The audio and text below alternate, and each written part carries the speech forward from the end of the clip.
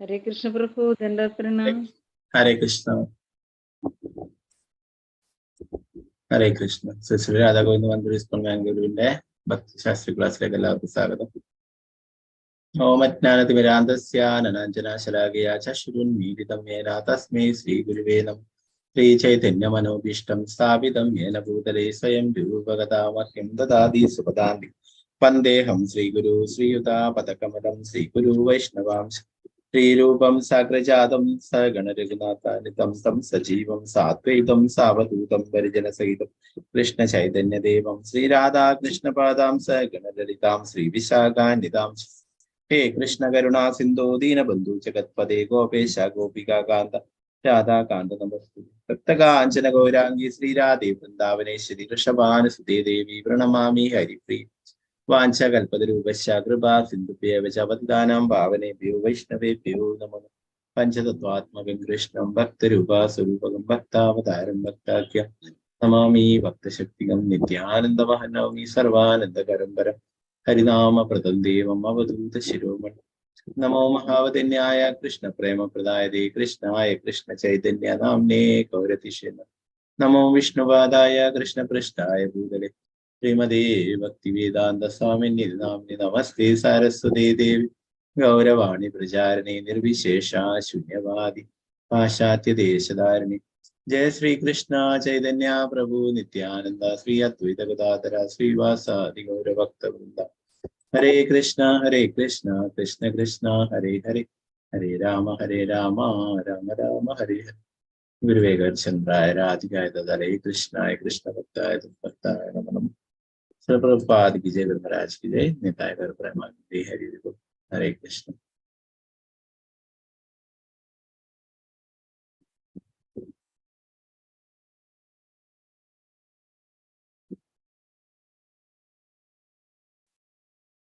हरे कृष्ण. എല്ലാവർക്കും കാണാലോ സ്ക്രീന്? ഹരേ കൃഷ്ണ. പ്രഭുജി കാണാം. ഓക്കെ. ഹരേ കൃഷ്ണ.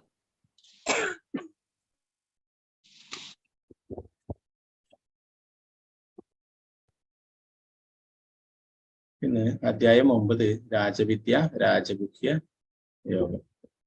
നേരത്തെ പഠിച്ചിട്ടുണ്ടായിരുന്നു. ഭഗവത്ഗീതയിലെ ഏറ്റവും പ്രധാനപ്പെട്ട അധ്യായമാണ് 9ാമത്തെ അധ്യായം എന്നുള്ളത്. 18 അധ്യായങ്ങളിൽ മധ്യത്തിലായിട്ടുള്ള അധ്യായമാണ്. അതുപോലെ തന്നെ അതാണ് ഏറ്റവും ഭഗവത്ഗീതയിലെ രഹസ്യമായിട്ടുള്ള കാര്യങ്ങൾ അല്ലെ. നമുക്ക് അതിലേക്ക് കടക്കാം. അറ്റൻഡൻസ് മിനി മാതാജി കുറച്ച് കഴിഞ്ഞിട്ട് ഷെയർ ചെയ്തോളൂ കേട്ടോ. ഹരേ കൃഷ്ണ. ഹരേ കൃഷ്ണ. ചെയ്യാം പ്രഭുജി. ഹരേ കൃഷ്ണ. ഹരേ കൃഷ്ണ.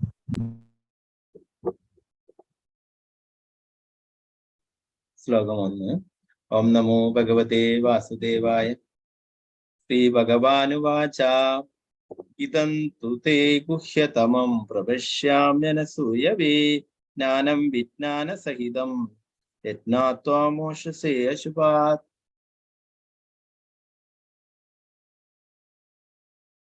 ശ്രീ ഭഗവാൻ പറഞ്ഞു, പ്രിയപ്പെട്ട അർജുന, നീ ഒരിക്കലും എന്നിൽ അസൂയാലുവായിട്ടില്ല.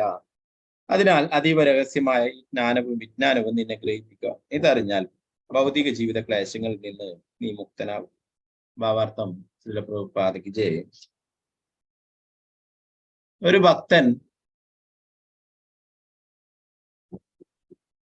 ഭഗവാനെ കുറിച്ച് എത്രയേറെ കേൾക്കുന്നുവോ അത്രയേറെ ബോധവാനായി തീരും. ഭാഗവതത്തിൽ ഈ വിഷയം ഇങ്ങനെ വിവരിക്കപ്പെട്ടിട്ടുണ്ട്. ഭഗവത് സന്ദേശങ്ങളിൽ കണക്കറ്റ ശക്തികൾ ഉൾക്കൊള്ളുന്നു. ഭക്തന്മാർക്ക് ഭഗവാനെ കുറിച്ച് പരസ്പരം സംഭാഷണം ചെയ്യുന്നത് കൊണ്ട് ഈ വൈഭവങ്ങളെ സ്വയം സാക്ഷാത്കരിക്കാം. വിദ്യാവിചക്ഷണന്മാരുടെയോ ഊഹാപോഹ താല്പര്യരുടെയോ സംഘത്താൽ ഇത് സാധ്യമല്ല. കാരണം ഇത് സാക്ഷാത്കരിക്കപ്പെട്ട ജ്ഞാനമാണെന്നത് തന്നെ. ഭക്തന്മാർ സദാ ഭഗവത് സേവനത്തിൽ വ്യാപൃതരായിരിക്കുന്നു. കൃഷ്ണാബോധത്തോടെ പ്രവർത്തിക്കുന്ന ഓരോരുത്തരുടെയും മനോഭാവവും ആത്മാർത്ഥതയും ഭഗവാനെ അറിയാവുന്നത് കൊണ്ട് ഭക്തന്മാരുടെ സത്സംഗത്തിലൂടെ തന്നെ കുറിച്ചുള്ള ശാസ്ത്രം മനസ്സിലാക്കാനുള്ള ബുദ്ധിശക്തി അവർക്ക് അദ്ദേഹം നൽകുന്നു. കൃഷ്ണനെ കുറിച്ചുള്ള സംവാദം പ്രഭാവപൂർണം അത്രയും. അതിനവസരം കിട്ടിയ ഭാഗ്യവാൻ താൻ നേടിയ ജ്ഞാനത്തെ ശരിക്കും ഉൾക്കൊള്ളാൻ ശ്രമിക്കുകയാണെങ്കിൽ തീർച്ചയായും ആധ്യാത്മിക സാക്ഷാത്കാരത്തിലേക്ക് മുന്നേറും. പ്രബലമായ തന്റെ സേവന കർമ്മത്തിൽ കൂടുതൽ ഉന്നത പദങ്ങളിൽ എത്തുവാൻ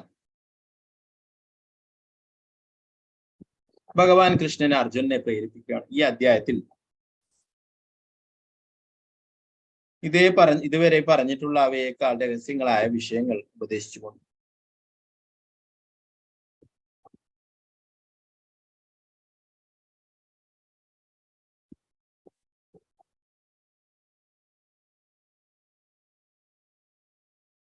അതിന്റെ ബാക്കി ഭാഗങ്ങൾ നോക്കാം. അതിൽ സ്ക്രീനിലില്ല. ഓക്കെ, ബാക്കി ഭാഗങ്ങൾ ഞാൻ വായിക്കാം.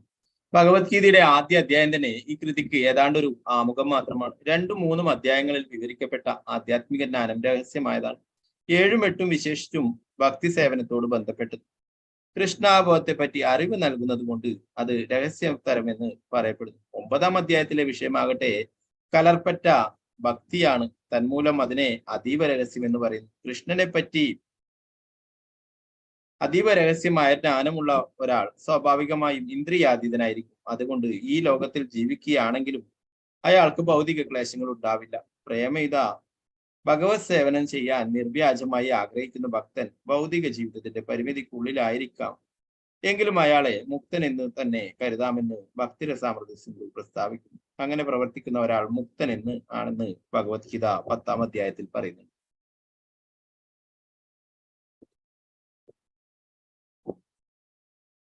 ഈ 1-ാം ശ്ലോകത്തിന് ഒരു സവിശേഷതയുണ്ട്. ജ്ഞാനം, ഈ അറിവ് എന്നതുകൊണ്ട് ശുദ്ധമായ ഭക്തിയുത സേവനത്തെയാണ് ഉദ്ദേശിക്കുന്നത്. 9 വിധം പ്രവർത്തനങ്ങൾ ഉൾക്കൊള്ളുന്നതാണ് ഈ സേവനം. ശ്രവണം, കീർത്തനം, സ്മരണം, പാദസേവനം, അർച്ചനം, വന്ദനം, ദാസ്യം, സാഖ്യം, ആത്മനിവേദനം എന്നിവയാണവ. ഈ 9 അനുഷ്ഠിക്കുന്നവൻ ആധ്യാത്മിക അവബോധ തലത്തിലേക്ക് കൃഷ്ണാബോധത്തിലേക്ക് ഉയരും. അങ്ങനെ ഹൃദയത്തിലെ ഭൗതിക കൽമഷങ്ങൾ നീങ്ങിക്കഴിഞ്ഞ ഒരാൾക്ക് ഭഗവാൻ കൃഷ്ണനെ കുറിച്ചുള്ള ശാസ്ത്രം സുഗ്രാഹ്യമായി തീരും. ജീവസത്ത ഭൗതികമല്ലെന്ന് മാത്രം മനസ്സിലാക്കിയത് കൊണ്ടായില്ല. ആധ്യാത്മിക സാക്ഷാത്കാരത്തിന്റെ ആരംഭമായിരിക്കും അത്. ശാരീരിക പ്രവർത്തനങ്ങൾക്കും താൻ ഈ ശരീരമല്ലെന്ന ബോധം വന്ന ഒരാളുടെ ആധ്യാത്മിക പ്രവർത്തനങ്ങൾക്കും തമ്മിലുള്ള വ്യത്യാസങ്ങൾ എന്തെല്ലാമെന്നും അറിയേണ്ടതുണ്ട്.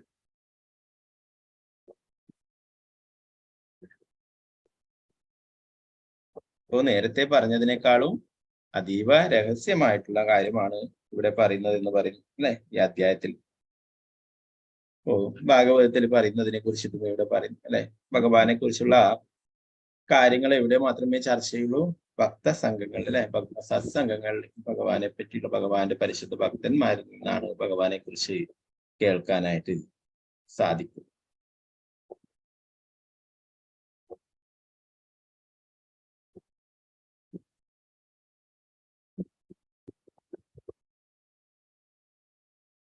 രണ്ടാമത് നോക്കാം നമുക്ക്. രാജവിദ്യാരാജഗുഹ്യം പവിത്രമിതമുത്തമം പ്രത്യശാവഗമം ധർമ്മ്യം സുസുഖം കർത്തും അവ്യയം. ഈ ജ്ഞാനം രാജവിദ്യയാണ്. രഹസ്യങ്ങളിൽ വെച്ച് രഹസ്യവും ഏറ്റവും പവിത്രമായതുമാണിത്. നേരിട്ട് ആത്മസാക്ഷാത്കാരം നൽകുന്നത് കൊണ്ട് ധർമ്മത്തിന്റെ പരിപൂർണതയാണിത്. ശാശ്വതവും സന്തോഷത്തോടെ ചെയ്യാവുന്നതുമാണ്.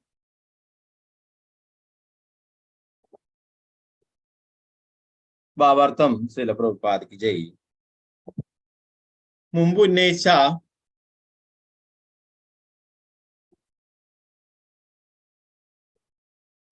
ഉന്നയിച്ച എല്ലാ സിദ്ധാന്തങ്ങളുടെയും തത്വചിന്തകളുടെയും രത്നചുരുക്കമായ ഈ 9-ാം അധ്യായത്തെ രാജവിദ്യ എന്ന് വിളിക്കപ്പെടുന്നു. ഗൗതമൻ, കണാദൻ, കപിലൻ, യജ്ഞവൽക്കൻ, ശാണ്ഡില്യൻ, വൈശാനരൻ എന്നിവരും വേദാന്ത സൂത്രകാരനായ വ്യാസമുനിയും ഭാരതത്തിലെ പ്രമുഖ തത്വജ്ഞാനികളാണ്. തത്വചിന്തയ്ക്കോ അതീന്ദ്രിയജ്ഞാനത്തിനോ ഇവിടെ യാതൊരു കുറവും ഉണ്ടായിട്ടില്ല. അങ്ങനെയുള്ള വിവിധ തത്വസംഹിതകളുടെയും വേദങ്ങളുടെയും സൂക്ഷ്മ പഠനം കൊണ്ട് നേടാവുന്ന ജ്ഞാനത്തിന്റെ കാമ്പ് രാജവിദ്യ എന്ന ഈ അധ്യായത്തിലുണ്ടെന്ന് ഭഗവാൻ സ്വയം പ്രഖ്യാപിച്ചിരിക്കുകയാണ്. ആത്മാവും ശരീരവും തമ്മിലുള്ള വ്യത്യാസം എന്തെന്ന അറിവുമായി ബന്ധപ്പെട്ടിരിക്കുന്നതിനാൽ ഈ അതീന്ദ്രിയജ്ഞാനം അത്യന്തം രഹസ്യവുമാണ്. ഈ രാജവിദ്യയുടെ ലക്ഷ്യം ഭഗവത് സേവനം തന്നെ. സാധാരണയായി ജനങ്ങൾക്ക് ഈ രഹസ്യജ്ഞാനം നൽകപ്പെടാറില്ല. പ്രത്യക്ഷ ജ്ഞാനമേ അവർക്ക് കിട്ടുക പതിവുള്ളൂ. സാധാരണ വിദ്യാഭ്യാസത്തിന് പല വിഭാഗങ്ങളുമുണ്ട്. രാജ്യതന്ത്രം, സാമൂഹ്യശാസ്ത്രം, ഊർജതന്ത്രം, രസതന്ത്രം, ഗണിതം, ജ്യോതിശാസ്ത്രം, സാങ്കേതിക വിദ്യ എന്നിങ്ങനെ ലോകത്തിലെങ്ങുമുണ്ട് ജ്ഞാനത്തിന്റെ ഈ വിവിധ വകുപ്പുകളും അവ പഠിപ്പിക്കുവാനുള്ള വമ്പിച്ച സർവകലാശാലകളും. നിർഭാഗ്യവശാൽ ജീവാത്മശാസ്ത്രം പഠിപ്പിക്കുന്ന കലാശാലകളോ വിദ്യാഭ്യാസ സ്ഥാപനങ്ങളോ എവിടെയുമില്ല. ആത്മാവാണ് താനും ശരീരത്തിന്റെ പ്രധാന ഘടകം. ആത്മാവിന്റെ സാന്നിധ്യം ഉണ്ടെങ്കിലേ ശരീരത്തിന് വിലയുള്ളൂ. എങ്കിലും സർവപ്രധാനമായ ആത്മാവിനെ കണക്കിലെടുക്കാത്ത ജനങ്ങൾ ശാരീരിക ആവശ്യങ്ങൾക്ക് ഏറെ പ്രാധാന്യം കൽപ്പിക്കുന്നു. ഭഗവത്ഗീത 2-ാം അധ്യായം മുതൽക്ക് ആത്മാവിന്റെ പ്രാധാന്യത്തെ ചൂണ്ടിക്കാട്ടുന്നുണ്ട്. ശരീരം നശിക്കുമെന്നും ആത്മാവിന് നാശമില്ലെന്നും ഭഗവാൻ ആരംഭത്തിൽ തന്നെ പറഞ്ഞിരിക്കുന്നു. അന്തവന്ത ഇമേ ദേഹ നിത്യാസക്തോ ശരീരണ. ജീവാത്മാവ് ശരീരത്തിൽ നിന്നും ഭിന്നനും സ്വഭാവേന ശാശ്വതനും നാശരഹിതനും മാറ്റമില്ലാത്തവനുമാണെന്ന അറിവ് രഹസ്യജ്ഞാനത്തിന്റെ ഭാഗം തന്നെ. എന്നാൽ അത് ആത്മാവിനെ കുറിച്ചുള്ള വാസ്തവിക ജ്ഞാനം തരുന്നില്ല. ആത്മാവ് ശരീരത്തിൽ നിന്നും ഭിന്നനാണെന്നും അത് ദേഹം ഉപേക്ഷിച്ച ശേഷം ശൂന്യതയിൽ വ്യക്തിത്വമില്ലാതെ നിലനിന്നു പോരുന്നുവെന്നും ചിലർ വിശ്വസിക്കുന്നു. എന്നാൽ സത്യം അതല്ല. ശരീരത്തിൽ ജാഗ്രതയോടെ പ്രവർത്തിച്ചിരുന്ന ആത്മാവ് അതിൽ നിന്നും വിട്ട ശേഷം നിഷ്ക്രിയനാവുന്നത് എങ്ങനെ? അതെപ്പോഴും പ്രവർത്തിച്ചുകൊണ്ടേയിരിക്കും. ശാശ്വതമായ ഒന്നിന്റെ പ്രവർത്തനവും ശാശ്വതമായതത്രേ. ആധ്യാത്മിക ലോകത്തിലുള്ള അതിന്റെ പ്രവർത്തനമാണ് ആധ്യാത്മിക ജ്ഞാനത്തിന്റെ ഏറ്റവും രഹസ്യമായ വശം. ജീവാത്മാവിന്റെ പ്രവർത്തനങ്ങളെ ജ്ഞാനത്തിന്റെ അതീവ രഹസ്യമായ ഭാഗവും രാജവിദ്യയുമാണ് ഇവിടെ സൂചിപ്പിക്കുന്നത്.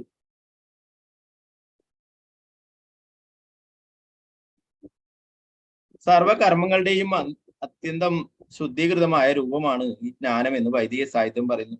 തുടരെ ചെയ്യുന്ന പാപങ്ങളുടെ ഫലമാണ് ദുഷ്കർമ്മങ്ങൾ എന്ന് പത്മപുരാണം ചൂണ്ടിക്കാട്ടുന്നത്. ഫലോദിഷ്ട കർമ്മങ്ങളിൽ ഏർപ്പെടുന്നവർ പല ഘട്ടങ്ങളിലും പലവിധം ദുഷ്പ്രതികരണങ്ങളിലും കുടുങ്ങിയേക്കാം. ഉദാഹരണത്തിന് ഒരു വൃക്ഷത്തിന്റെ വിത്ത് പാകിയ ഉടനെ തന്നെ വൃക്ഷം മുളച്ചു വരാറില്ല. അതിന് സമയം ആവശ്യമാണ്. ആദ്യം അതൊരു കൊച്ചു തൈ മാത്രമായിരിക്കും. പിന്നെ വൃക്ഷമായി വളരും, പൂക്കുകയും കായ്ക്കുകയും ചെയ്യും. ആ വൃക്ഷം നട്ടു വളർത്തിയവന് പൂക്കളും കായ്കളും കിട്ടും.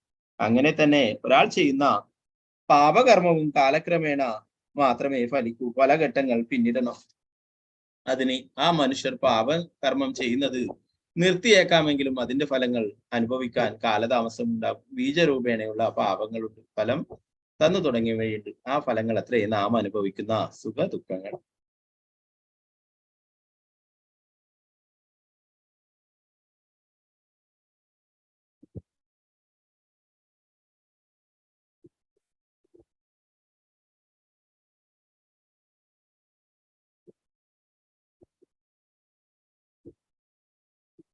ഇതിന്റെ ഒരു വലിയ ഭാവാർത്ഥമാണ്.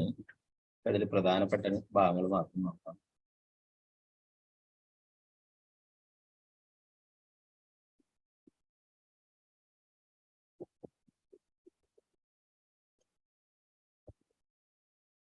ഇവിടെ പറയുന്നു,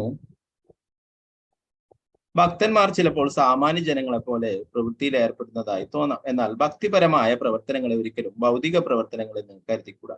ഭഗവത് സേവനം കണ്ടുപോരുന്നവർക്കും ശീലിച്ചു പോരുന്നവർക്കും അറിയാം അത് ഭൗതിക പ്രവർത്തനമല്ലെന്ന്.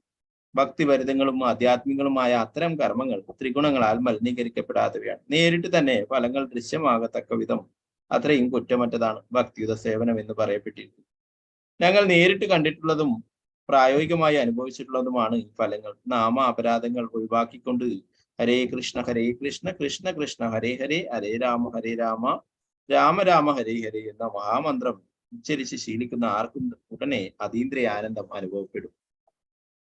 ഭൗതിക മാലിന്യങ്ങൾ വേഗത്തിൽ ഒഴിഞ്ഞു പോവുകയും ചെയ്യും. ഇത് യഥാർത്ഥത്തിൽ കണ്ടിട്ടുള്ളതാണ്. നാമോച്ചാരണവും ശ്രവണവും മാത്രമല്ല, ഭക്തിപരമായ സേവനത്തിന്റെ സന്ദേശം പ്രചരിപ്പിക്കലും കൂടി നിർവഹിച്ച് കൃഷ്ണാവബോധ പ്രവർത്തനത്തിന് സഹായിക്കുന്നുവെങ്കിൽ ക്രമേണ ആധ്യാത്മിക ഉത്കൃഷ്ടം ആ ഭക്തന് അനുഭവപ്പെടുന്നു. നേരത്തെ നമ്മൾ ഭഗവത്ഗീതയിൽ നിന്ന് പഠിക്കേണ്ടായി അല്ലെ? ഭഗവാന്റെ ഈ സന്ദേശങ്ങൾ ആരാണോ പ്രചരിപ്പിക്കുന്നത് അവരാണ് ഭഗവാനെ പ്രിയപ്പെട്ടത്.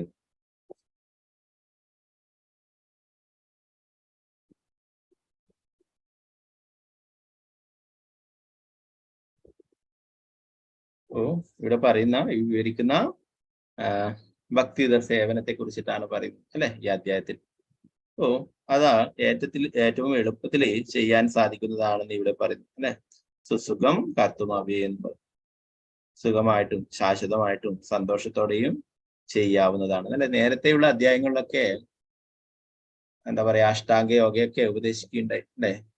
അപ്പോ അതൊക്കെ അർജുനൻ തന്നെ പറയുകയുണ്ടായി അല്ലെ, വളരെ പ്രയാസപ്പെട്ടതാണെന്നുള്ളവര് മനസ്സിനെയൊക്കെ നിയന്ത്രിക്കാനുള്ളത്. ഭഗവാനും അത് സമ്മതിക്കുകയുണ്ടായി അല്ലെ, അത് വളരെ പ്രയാസം തന്നെയാണ്. എന്നാൽ ഇവിടെ ഭഗവാൻ പറയുന്ന ഈ അതീവ രഹസ്യമായിട്ടുള്ള കാര്യങ്ങൾ, ഈ ജ്ഞാനം എന്ന് പറയുന്നത് അത് എളുപ്പത്തില് അല്ലെ, എളുപ്പത്തില് ആത്മസാക്ഷാത്കാരം നേടാൻ സാധിക്കുന്നതും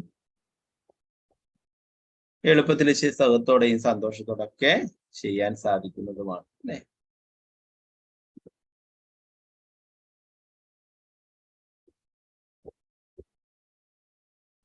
അപ്പോ അതിന്റെ വലിയൊരു ഭാവാർത്ഥമാണ്. എല്ലാവരും പറ്റുമെങ്കിൽ ഒന്ന് വായിച്ചു നോക്കണം. മുഴുവനായിട്ട് ഞാൻ ഇവിടെ എടുത്തിട്ടില്ല. മൂന്നാമത്തെ ശ്ലോകം നോക്കാം. ഓക്കെ, മാതാജി ചാറ്റിൽ ഇട്ടിട്ടുണ്ട്, അറ്റൻഡൻസിന്റെ ലിങ്ക് ഇട്ടിട്ടുണ്ട്. അപ്പൊ എല്ലാവരും അത് പൂരിപ്പിച്ചിട്ടുണ്ട്, നന്നായിരുന്നു. ഹരേ കൃഷ്ണ. മൂന്നാമത്തെ ശ്ലോകം നോക്കാം. അശ്രദ്ധാന പുരുഷ ധർമ്മസ്യ പരന്തപ അപ്രാപ്യ മാം നിവർത്തന്തേ മൃത്യു സംസാരവത്മനി. ഈ ഭക്തിയുത സേവനത്തിൽ വിശ്വാസമില്ലാത്തവർക്ക് എന്നെ പ്രാപിക്കാനാവില്ല ഹേ ശത്രുജ്ഞയ. അതുകൊണ്ട് അവർ ഈ ഭൗതിക ലോകത്തിൽ ജന്മമരണങ്ങളുടെ വഴിയിലേക്ക് വീണ്ടും എത്തുന്നു.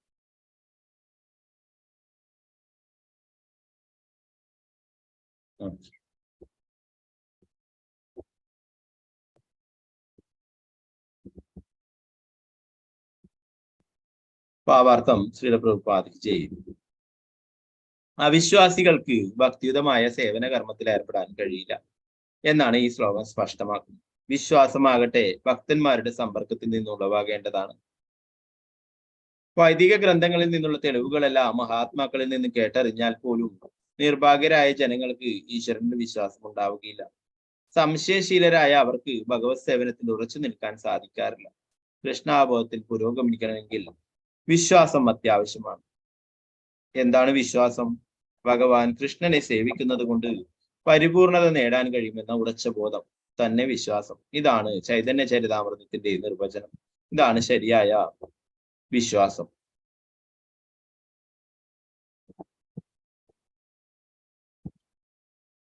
ശ്രീമദ് ഭാഗവതത്തിൽ നിന്നുള്ള 4:31-14 ശ്ലോകം ഇവിടെ കൊടുത്തിരിക്കുന്നു. യഥാ തരോർമൂല നിഷേചനേന തൃപ്യന്തി തസ്കന്ദ ഭുജോപശാഖഃ പ്രാണോപഹാരാശ്ച യതേന്ദ്രിയാണാം തദൈവ സർവാർഹണമച്യുതേച്യ. വൃക്ഷത്തിന്റെ വേരുകളിൽ വെള്ളമൊഴിക്കുന്നത് കൊണ്ട് അതിന്റെ കൊമ്പുകളും ചില്ലകളും ഇലകളും സംതൃപ്തി അടയുന്നു. ഉദരത്തിന് ആഹാരം നൽകുന്നതിനാൽ ശരീരത്തിലെ സർവ്വേന്ദ്രിയങ്ങളും തൃപ്തിപ്പെടുന്നു. അതേപോലെ തന്നെ ഭഗവാന്റെ അതീന്ദ്രിയ സേവനത്തിൽ ഏർപ്പെടുന്ന ഭക്തർ ദേവന്മാരെയും സർവ്വജീവജാലങ്ങളെയും സംതൃപ്തരാകുന്നു. ഭഗവത്ഗീത വായിച്ച ശേഷം ഒരാൾ ഗീതാ സിദ്ധാന്തങ്ങളെ അംഗീകരിക്കണം. മറ്റെല്ലാ പദ്ധതികളെയും ഉപേക്ഷിച്ച് ശ്രീകൃഷ്ണ ഭഗവാന്റെ സേവനത്തിൽ ഏർപ്പെടണം. ഈ ജീവിത തത്വത്തിലുള്ള സ്ഥൈര്യം അത്രേ വിശ്വാസം. അപ്പോ നമുക്ക് ശ്രീല പ്രഭുപാദർ വളരെ വ്യക്തമായിട്ട് പറഞ്ഞു തരുന്നു. പ്രഭുപാദരുടെ അഭിപ്രായമല്ല, ശാസ്ത്രങ്ങളിൽ നിന്നുള്ള നിർദ്ദേശങ്ങൾ അനുസരിച്ചിട്ട് പറഞ്ഞു തരുന്നല്ലേ. ശ്രീകൃഷ്ണ ഭഗവാനാണ് പരമദിവ്യോത്തമ പുരുഷൻ എന്നുള്ള സത്യം അല്ലെ. ആ ഭഗവാനെ തൃപ്തനാക്കിയാൽ തന്നെ എല്ലാ ദേവന്മാരും ഉപദേവതമാരും എല്ലാവരും തൃപ്തരാകും എന്നുള്ള കാര്യം അല്ലെ.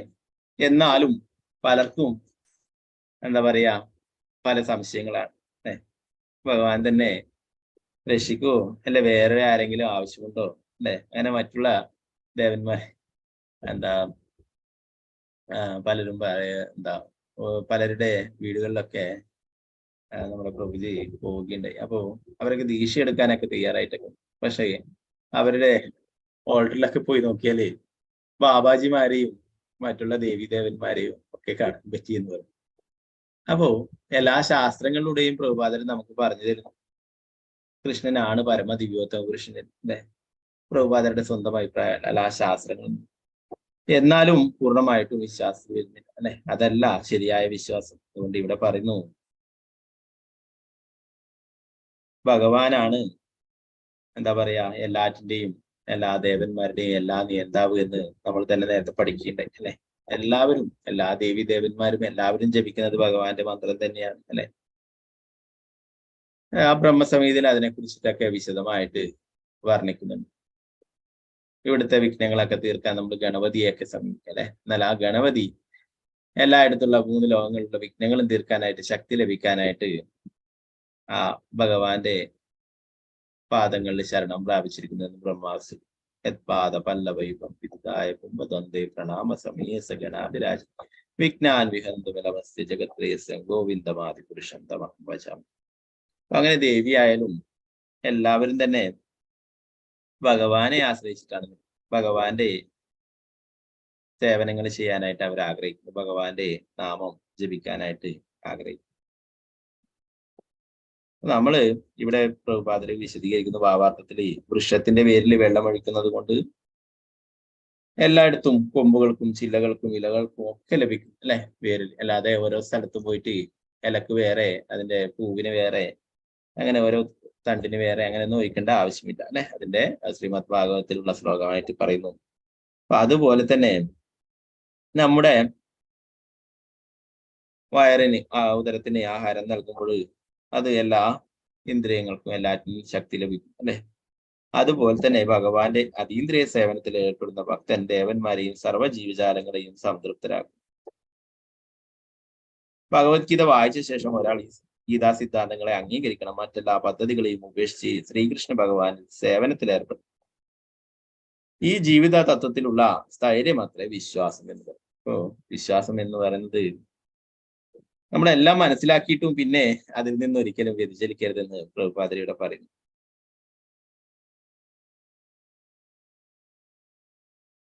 ഇപ്പോ കൃഷ്ണാബോധത്തില് പുരോഗമിക്കണമെങ്കിൽ വിശ്വാസം അത്യാവശ്യമാണെന്ന് പറയുന്നു. എന്താണ് വിശ്വാസം എന്ന് പറയുന്നത്?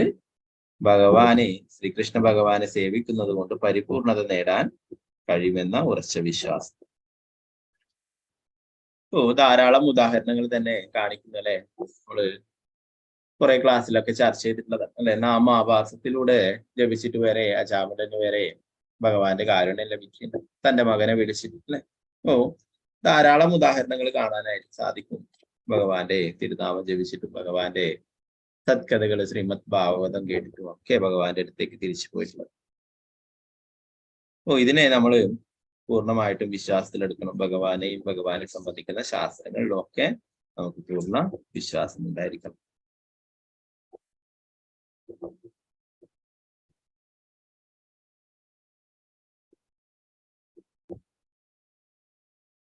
നാലാമത്തെ ശ്ലോകം നോക്കാം. മായാ തദമിദം സർവം ജഗദവ്യക്തമൂർത്തിനാമസ്ഥാനി സർവഭൂതാനി നചാഹം തേഷവസ്ഥിതഃ. അവ്യക്തമായ രൂപത്തിൽ ഞാൻ ഈ പ്രപഞ്ചമെമ്പാടും വ്യാപിച്ചു നിൽക്കുന്നു. സർവഭൂതങ്ങളും എന്നിലാണ്, ഞാൻ അവയിലല്ല സ്ഥിതി ചെയ്യുന്നത്.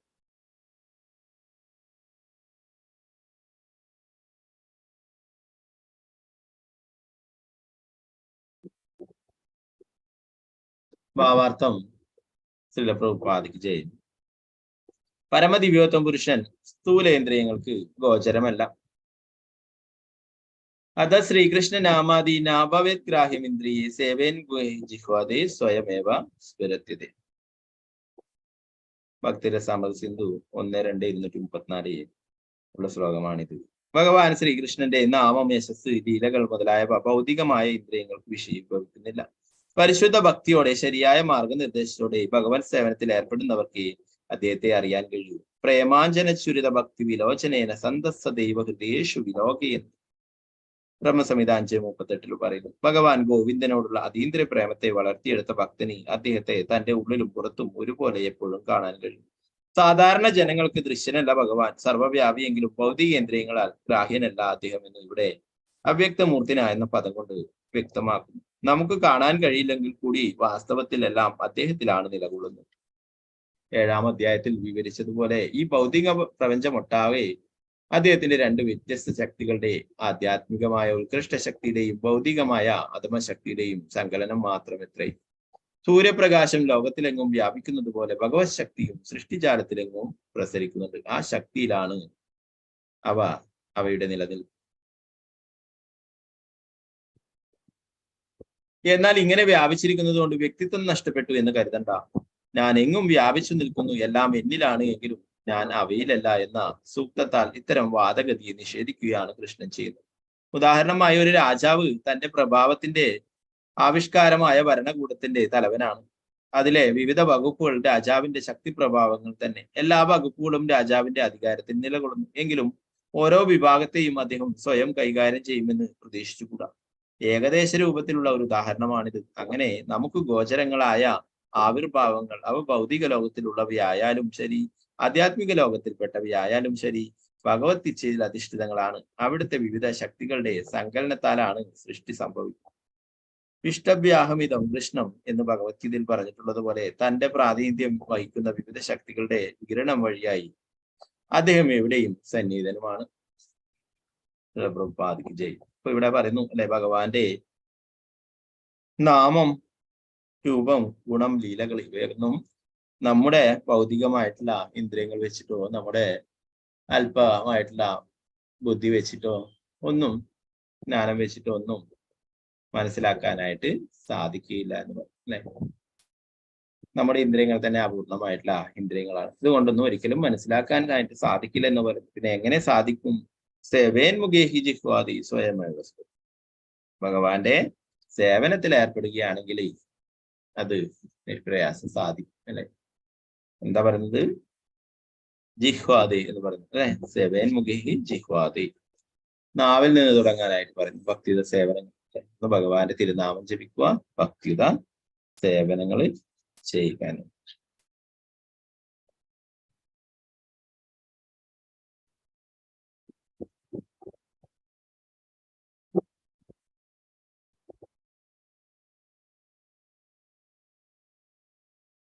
പിന്നീട് 5-ാമത്തെ ശ്ലോകം നോക്കാം.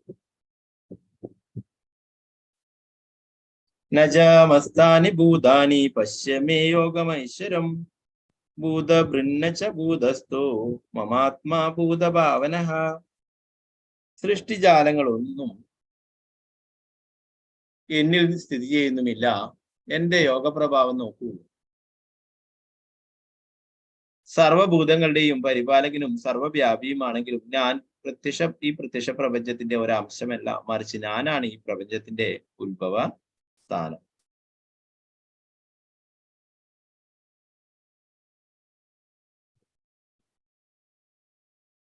അതിന്റെ ഭാവാർത്ഥം ക്ലിയർ അല്ല, ഞാൻ വായിക്കാം. ഭാവാർത്ഥം ശ്രീല പ്രഭുപാദ്. എന്നിലാണ് എല്ലാം സ്ഥിതി ചെയ്യുന്നത് എന്ന ഭഗവത് വാക്യം തെറ്റിദ്ധാരണക്കിടയാക്കരുത്. മസ്താനി സർവഭൂതാനി. ഭഗവാൻ ഭൗതികാവിർഭാവത്തിന്റെ സ്ഥിതി സംരക്ഷണങ്ങളിൽ നേരിട്ട് ഇടപെടുന്നില്ല. ഭൂഗോളത്തെ തോളിൽ ചുമന്നുകൊണ്ട് നിൽക്കുന്ന അറ്റ്ലസിന്റെ ചിത്രം പലരും കണ്ടിരിക്കും. ഭൂമണ്ഡലമാകുന്ന ഈ ഭാരം തോളിലെടുത്തുകൊണ്ട് അയാൾ നന്നേ ക്ഷീണിച്ചിട്ടുണ്ടെന്ന് തോന്നും. പ്രപഞ്ച സൃഷ്ടി മുഴുവൻ വഹിച്ചു നിൽക്കുന്ന അത്തരം ഒരു രൂപത്തെയാണ് കൃഷ്ണന്റേതെന്ന് സങ്കല്പിച്ചുകൂടാ. എല്ലാം എന്നിൽ സ്ഥിതി ചെയ്യുന്നുവെങ്കിലും ഞാൻ അവയിലല്ല എന്നാണ് അദ്ദേഹം പറയുന്നത്. ഗ്രഹവ്യൂഹങ്ങൾ അന്തരീക്ഷത്തിൽ ഒഴുകി നടക്കുകയാണ്. ആ അന്തരീക്ഷമാകട്ടെ ഭഗവത് ശക്തിയുമാണ്. അതിൽ നിന്ന് ഭിന്നനാണ് ഭഗവാൻ. അദ്ദേഹം സ്വതന്ത്രമായി സ്ഥിതി ചെയ്യുന്നു. തന്മൂലം അദ്ദേഹം പ്രസ്താവിക്കുന്നു, എന്റെ അചിന്ത്യ ശക്തി പ്രസരണത്തിൽ അവ നിലകൊള്ളുന്നു, പക്ഷേ പരമപുരുഷനായ ഞാൻ അവയിൽ നിന്ന് വ്യത്യസ്തനാണ് എന്ന്. ഇതാണ് അചിന്ത്യമായ ഭഗവാന്റെ ഐശ്വര്യം.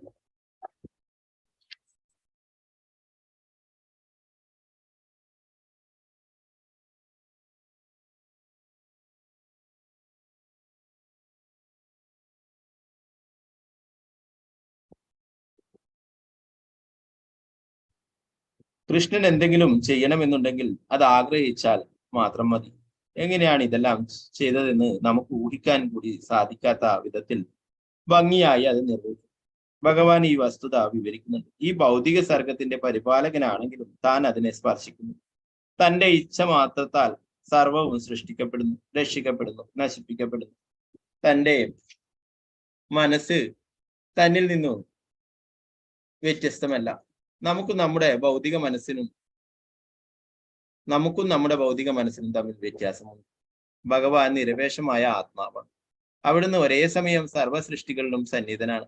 അതേസമയം അദ്ദേഹം ഒരു വ്യക്തിയായിട്ടും നിലകൊള്ളുന്നത് എങ്ങനെയെന്ന് സാധാരണക്കാർക്ക് അറിയാൻ കഴിയില്ല. ഭൗതിക പ്രപഞ്ചത്തിൽ നിന്നും വ്യത്യസ്തനാണ് കൃഷ്ണനെങ്കിലും എല്ലാറ്റിനും ആശ്രയസ്ഥാനവും. ഇതിനെയാണ് ഇവിടെ ഐശ്വര്യമായ യോഗം അഥവാ ഭഗവാന്റെ യോഗശക്തി എന്ന് വിവരിക്കുന്നത്.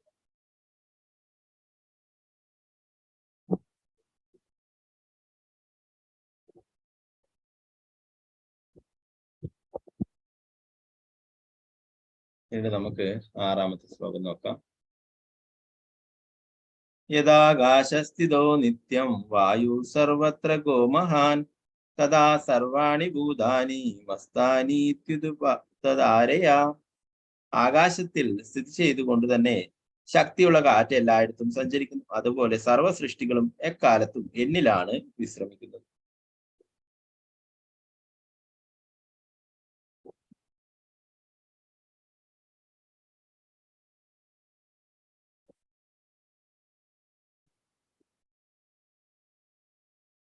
ഭാവാർത്ഥം ശ്രീല പ്രഭുപാദയ്ക്ക് ജയ്. ഭീമമായ ഈ ഭൗതിക പ്രപഞ്ചം എങ്ങനെ ഭഗവാൻ സ്ഥിതി ചെയ്യുന്നുവെന്ന് ഒരു സാധാരണ മനുഷ്യനെ ഊഹിക്കാനാവില്ല.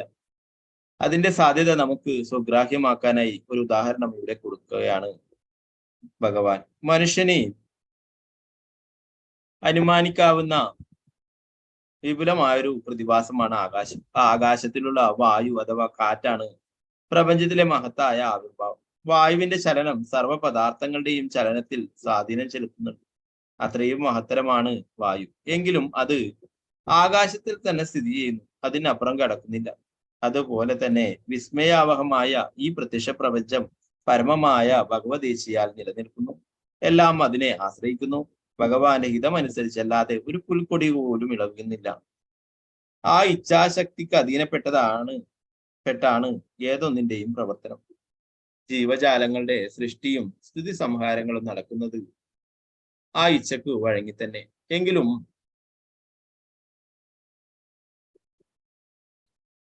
ഭഗവാൻ അവയിൽ നിന്ന് അധീനനാണ്.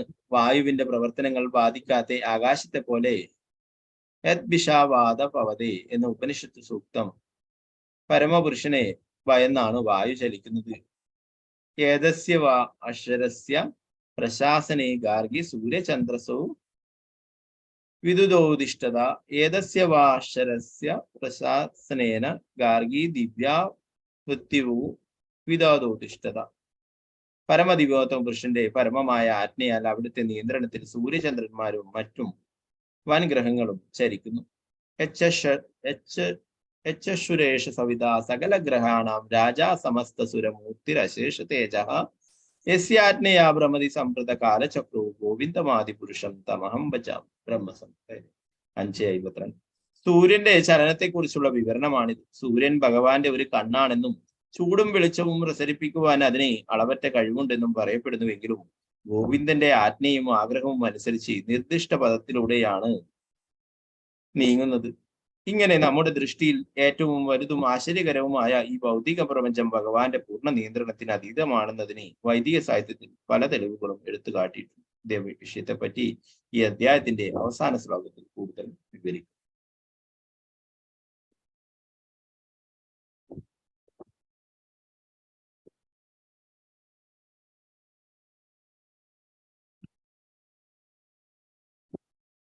ഏഴാമത്തെ ശ്ലോകം നോക്കാം. സർവഭൂതാനി കൗന്ദേയ പ്രകൃതിം യാന്തി മാമികാം കൽപശ്യേ പുനഃസ്ഥാനി കൽപാദോ വിസൃജാമ്യഹം. കുന്തിപുത്ര, ഓരോ കൽപ്പത്തിന്റെയും അവസാനത്തിൽ ഈ ഭൗതിക ആവിർഭാവങ്ങളെല്ലാം എന്നിൽ പ്രവേശിക്കുന്നു. അടുത്ത കൽപ്പം ആരംഭിക്കുമ്പോൾ ഞാൻ അവയെ വീണ്ടും എന്റെ ശക്തിയാൽ സൃഷ്ടിക്കുകയും ചെയ്യുന്നു. ഭാവാർത്ഥം ശ്രീല പ്രഭുപാദ ജയ്. ഭൗതിക പ്രപഞ്ചത്തിന്റെ സൃഷ്ടിസ്ഥിതി സംഹാരങ്ങൾ പൂർണ്ണമായും ഭഗവത് ഇച്ഛയ്ക്ക് അധീനപ്പെട്ടിരിക്കുന്നു. കൽപ്പാവസാനം എന്നത് ബ്രഹ്മാവിന്റെ മൃത്യുവിനെയാണ് കുറിക്കുന്നത്. ഒരു നൂറ്റാണ്ട് നിലനിൽക്കുന്നതാണ് ബ്രഹ്മാവിന്റെ ജീവിതകാലം. അതിന്റെ ഓരോ പകലും ഭൂലോകവാസികളുടെ 430 കോടി സംവത്സരങ്ങൾ ഉൾക്കൊണ്ടതത്രേ. രാത്രിയും അത്ര തന്നെ വർഷങ്ങൾ ഉൾക്കൊള്ളുന്നതാണ്. അങ്ങനെയുള്ള രാപ്പകലുകൾ ചേർന്ന 30 ദിവസങ്ങൾ ബ്രഹ്മാവിന്റെ ഒരു മാസവും 12 ബ്രഹ്മമാസങ്ങൾ ചേർന്നാൽ ബ്രഹ്മാവിന്റെ ഒരു വത്സരവുമാകുന്നു. 100 വത്സരങ്ങൾ തികഞ്ഞ് ബ്രഹ്മാവ് മരണമടയുമ്പോൾ പ്രളയം ഉണ്ടാകും. ഭഗവാനിൽ നിന്ന് ആരംഭിച്ച ശക്തി അദ്ദേഹത്തെ തന്നെ പ്രാപിക്കുന്നു എന്നർത്ഥം. വീണ്ടും പ്രപഞ്ച സൃഷ്ടിക്ക് ആവശ്യം വരുമ്പോൾ ഭഗവാന്റെ ഇച്ഛാശക്തിക്ക് അനുസൃതമായി അത് നിർവഹിക്കപ്പെടുന്നു. ബഹുസ്യാം, ഏകനായ ഞാൻ അനേക രൂപനാവും. ഇതാണ് വേദസൂക്തം. ഭൗതിക ശക്തിയിൽ അദ്ദേഹം സ്വയം ആവിർഭവിക്കുന്നതോടൊപ്പം പ്രത്യക്ഷ പ്രപഞ്ചം ഉണ്ടാവുകയും ചെയ്തു.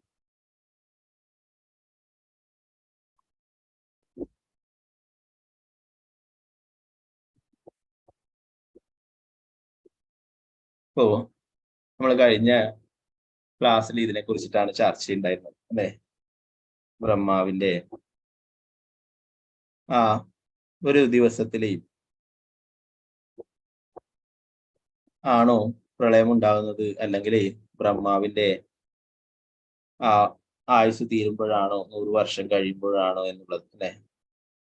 അതിനെ കുറിച്ചിട്ട് ശ്രീല പ്രഭുപാദർ തന്നെ പറഞ്ഞിട്ടുള്ള കാര്യങ്ങൾ ഞാൻ ഗ്രൂപ്പിൽ ഇട്ടിട്ടുണ്ടായിരുന്നു. ശ്രീമദ് ഭാഗവതത്തിന്റെ ഭാവാർത്ഥത്തിൽ നിന്നുള്ള.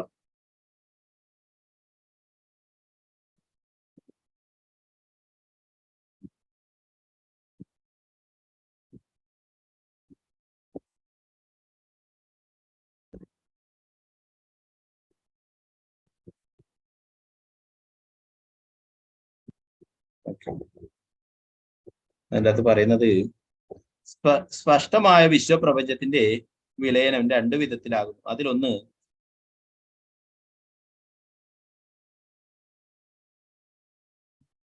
$432 കോടി സൗരവർഷാന്ത്യത്തിലും ഒരു പ്രത്യേക പ്രപഞ്ചത്തിന്റെ സൃഷ്ടാവായ ബ്രഹ്മദേവൻ നിദ്രയിലേക്ക് വഴുതി വീഴുമ്പോൾ ആ പ്രപഞ്ചത്തിന്റെ നാശം സംഭവിക്കും. രണ്ടാമത്തെ വിധം ബ്രഹ്മദേവന്റെ ആയുസ് അവസാനിക്കും. അതായത് 100 ബ്രഹ്മവർഷം കഴിയുമ്പോൾ. നമ്മുടെ ഗണിതപ്രകാരം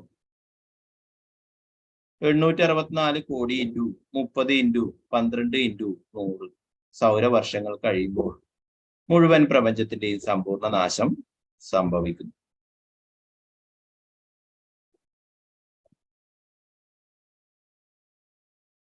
അപ്പോ ഇങ്ങനെ 2 തരത്തില്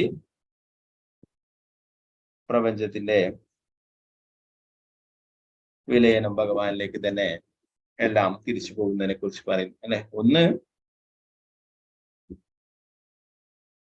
432 കോടി വർഷം, അത് പറയുന്നത് ഒരു കൽപ്പം, ബ്രഹ്മാവിന്റെ പകലാണത് അല്ലെ? അത്ര തന്നെ രാത്രിയും എന്ന് പറയുന്നു. അപ്പോ 864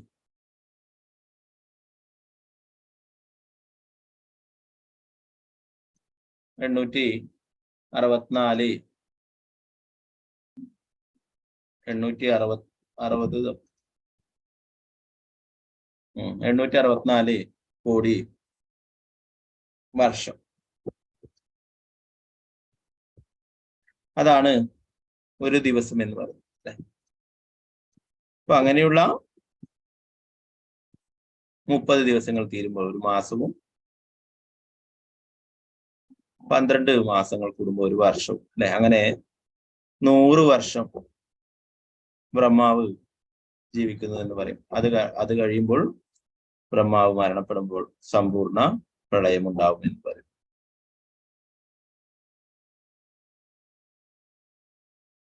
വീണ്ടും പ്രപഞ്ച സൃഷ്ടിക്ക് ആവശ്യം വരുമ്പോൾ ഭഗവാന്റെ ഇച്ഛാശക്തിക്ക് അനുസൃതമായി അത് നിർവഹിക്കപ്പെടുന്നു. ഭൗതിക ശക്തിയാൽ അദ്ദേഹം സ്വയം ആവിർഭവിക്കുന്നതോടൊപ്പം പ്രത്യക്ഷ പ്രപഞ്ചം ഉണ്ടാവുകയും ചെയ്യും. ഭഗവാനിൽ നിന്നാണ് എല്ലാം വന്നിട്ടുള്ളത്. അത് എല്ലാം ഭഗവാനിലേക്ക് തന്നെ തിരിച്ചു പോകും. പിന്നീട് 8ാമത്തെ ശ്ലോകം നമുക്ക് നോക്കാം.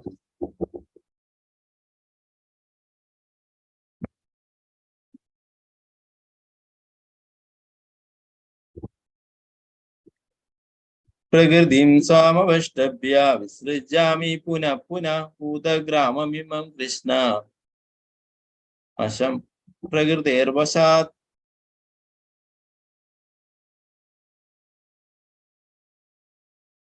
പ്രപഞ്ച പ്രവർത്തനം എന്റെ അധീനതയിലാണ്. എന്റെ ഇച്ഛയ്ക്കനുസരിച്ച് അത് വീണ്ടും വീണ്ടും ആവിർഭവിക്കുകയും ഒടുവിൽ തിരോഭവിക്കുകയും ചെയ്യുന്നു. ഭാവാർത്ഥം ശ്രീല പ്രഭുപാദിക്ക് ചെയ്യും. ഭഗവാന്റെ അധമശക്തിയുടെ ആവിഷ്കാരമാണ് പ്രപഞ്ചമെന്ന് മുമ്പ് പലതവണ പറഞ്ഞിട്ടുണ്ട്. സൃഷ്ടിവേളയിൽ ഭൗതിക ശക്തി മഹത്തത്വം എന്ന പേരിൽ വേർതിരിക്കപ്പെട്ടു. ഭഗവാന്റെ ആദിപുരുഷാവതാരമായ മഹാവിഷ്ണു അതിൽ ഉൾപ്പെടുന്നു. ആ കാരണ സമുദ്രത്തിൽ കിടക്കുന്ന അദ്ദേഹത്തിന്റെ ഉച്ഛ്വാസങ്ങളിൽ നിന്നാണ് എണ്ണമറ്റ പ്രപഞ്ചങ്ങൾ ഉളവാകുന്നത്. ആ ഓരോ പ്രപഞ്ചത്തിലും ഗർഭോദകശായി വിഷ്ണുവിന്റെ രൂപത്തിൽ ഭഗവാൻ വീണ്ടും പ്രവേശിക്കുന്നു. അങ്ങനെയാണ് ഓരോ പ്രപഞ്ചവും സൃഷ്ടിക്കപ്പെടുന്നത്. പിന്നെ ക്ഷീരോദകശായി വിഷ്ണുവായും ഭഗവാൻ സ്വയം ആവിർഭവിക്കുന്നു. ആ വിഷ്ണുവാകട്ടെ ഏതൊരണുവിലും അന്തപ്രവിഷ്ടനാകുന്നുണ്ട്. അവിടുന്ന് എല്ലാറ്റിലും പ്രവേശിക്കുന്നു. ഈ വസ്തുതയാണ് ഇവിടെ വിവരിക്കുന്നത്. ജീവാത്മാക്കളെ സംബന്ധിച്ചിടത്തോളം അവരെല്ലാം പ്രകൃതിയുടെ ഗർഭത്തിൽ നിലകൊള്ളുകയും പൂർവ്വജന്മ കർമ്മങ്ങൾക്കനുസരിച്ച് വിവിധ നിലകൾ കൈക്കൊള്ളുകയും ചെയ്തു. ഈ ഭൗതിക പ്രപഞ്ചത്തിന്റെ പ്രവർത്തനം അങ്ങനെ ആരംഭിക്കുകയായി. വിവിധ വിഭാഗങ്ങളിൽപ്പെട്ട ജീവജാലങ്ങളുടെ പ്രവർത്തനങ്ങളും സർഗ ആരംഭം മുതൽക്കേ തുടങ്ങും. അവയെല്ലാം ക്രമേണ പരിണമിക്കുകയല്ല. പ്രപഞ്ചത്തിന്റെ ആവിർഭാവത്തോടു കൂടി തന്നെ ഭിന്ന വർഗങ്ങളിൽപ്പെട്ട ജീവികൾ, മനുഷ്യർ, മൃഗങ്ങൾ, പക്ഷികൾ എല്ലാം സൃഷ്ടിക്കപ്പെട്ടു. കഴിഞ്ഞ പ്രളയകാലത്ത് ജീവാത്മാക്കൾക്ക് ഏതേത് ആഗ്രഹങ്ങൾ ഉണ്ടായിരുന്നുവോ അതേ ആഗ്രഹങ്ങളാണ് പുനരാവിഷ്കപ്പെടുന്നത്.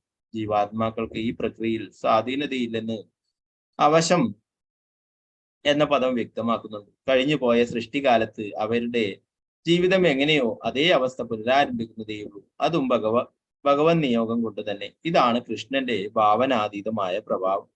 വിവിധ വിഭാഗങ്ങളിൽപ്പെട്ട ജീവിവർഗത്തെ ഇങ്ങനെ സൃഷ്ടിച്ച ശേഷം അദ്ദേഹം അവയോട് ബന്ധം പുലർത്തുന്നില്ലതാനും. വിവിധ ജീവാത്മാക്കളുടെ വാസനകൾക്ക് അനുയോജ്യമായാണ് സൃഷ്ടി നടത്തുന്നത്. അതുകൊണ്ട് തന്നെ ഭഗവാൻ അതിൽ പെട്ടുപോകുന്നില്ല. പ്രഭുപാദിക്ക് ചെയ്യും.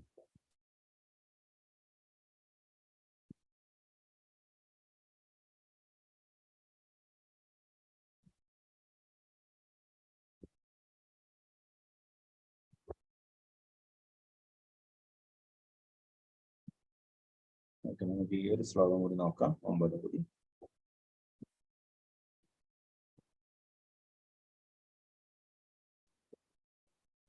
നചമാം താനി കർമാണി നിബദ്ധന്തി ധനഞ്ജയ ഉദാസീന വദാസീന അസക്തം തേഷു കർമ്മസു.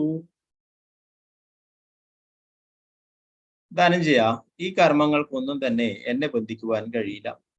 ഒരു ഭൗതിക പ്രവർത്തനങ്ങളോടും ബന്ധപ്പെടാതെ ഉദാസീനനെ പോലെ സ്ഥിതി ചെയ്യുകയാണ് ഞാൻ. ഭാവാർത്ഥം ശ്രീല പ്രഭുപാദിക്ക് ചെയ്യും. ഭഗവാന് യാതൊരു പ്രവൃത്തിയും ഇല്ലെന്ന് ഇതുകൊണ്ട് തെറ്റിദ്ധരിക്കരുത്. അദ്ദേഹം ആധ്യാത്മിക ലോകത്തിൽ നിരന്തരം പ്രവർത്തിച്ചു കൊണ്ടേയിരിക്കും. ആത്മാരാമസ്യ തസ്യാസ്തി പ്രകൃത്യാന സമാഗമ ബ്രഹ്മസംഹിതയിൽ 5:6. അദ്ദേഹം എപ്പോഴും ശാശ്വതവും ആനന്ദാത്മകവുമായ ആധ്യാത്മിക പ്രവർത്തനങ്ങളിൽ ഏർപ്പെട്ടിരിക്കുന്നു. ഭൗതിക കർമ്മങ്ങളുമായി യാതൊരു ബന്ധവുമില്ല. തന്റെ വിവിധ ശക്തികളാലാണ് ഭൗതിക കർമ്മങ്ങൾ നിർവഹിക്കപ്പെടുന്നത്. സൃഷ്ടിയിലെ ഭൗതിക ക്രിയകളിൽ ഉദാസീനനാണ് അദ്ദേഹം. ഉദാസീനവത എന്ന വാക്ക് ഈ ഉപേക്ഷാഭാവത്തെ കുറിക്കുന്നു. പ്രക്രിയകളുടെ ഓരോ സൂക്ഷ്മാംശവും അദ്ദേഹത്തിന് അതീതമാണെങ്കിലും ഉദാസീനനെ പോലെയാണ് ഭഗവാന്റെ നില. ന്യായസ്ഥനായ ഒരു ഹൈക്കോടതി ജഡ്ജിയെ ഉദാഹരണമായി എടുക്കാം. തന്റെ കൽപ്പന പ്രകാരം പലതും സംഭവിക്കുന്നു. ഒരാളെ തൂക്കിക്കൊല്ലുന്നു, മറ്റൊരാളെ തടവിലിടുന്നു, ഇനിയും ഒരാൾക്ക് എമ്പാടും ധനം കിട്ടുന്നു. എങ്കിലും ജഡ്ജി ഇതെല്ലാം ഉദാസീനനാണ്. ആ ലാഭനഷ്ടങ്ങളൊന്നും അദ്ദേഹത്തെ ബാധിക്കുന്നില്ല. അതേ വിധമത്രേ ഭഗവാന്റെ സ്ഥിതി. പക്ഷേ ഏതൊരു കർമ്മ മേഖലയിലും അദ്ദേഹത്തിന്റെ കൈയെത്തുന്നുണ്ട്. വൈഷമ്യ നൈർഗൃണ്യേന വേദാന്ത സൂത്രം 2:1-34. ഭൗതിക ലോകത്തിലെ ദ്വന്ദ്ങ്ങളിലല്ല അവയ്ക്ക് അതീതനാണ് അദ്ദേഹം വർത്തിക്കുന്നത്. ഇതിന്റെ സൃഷ്ടി സംഹാരങ്ങളോട് താൻ ബന്ധപ്പെടുന്നതുമില്ല. ജീവാത്മാക്കൾ താങ്കളുടെ മുൻ കർമ്മങ്ങൾ അനുസരിച്ച് വ്യത്യസ്ത ജീവഗണങ്ങളിൽ പിറവിയെടുക്കുന്നു. ഇക്കാര്യത്തിൽ ഭഗവാൻ ഒരിക്കലും ഇടപെടാറില്ല. ശ്രീല പ്രഭുപാദിക്ക് ജയം.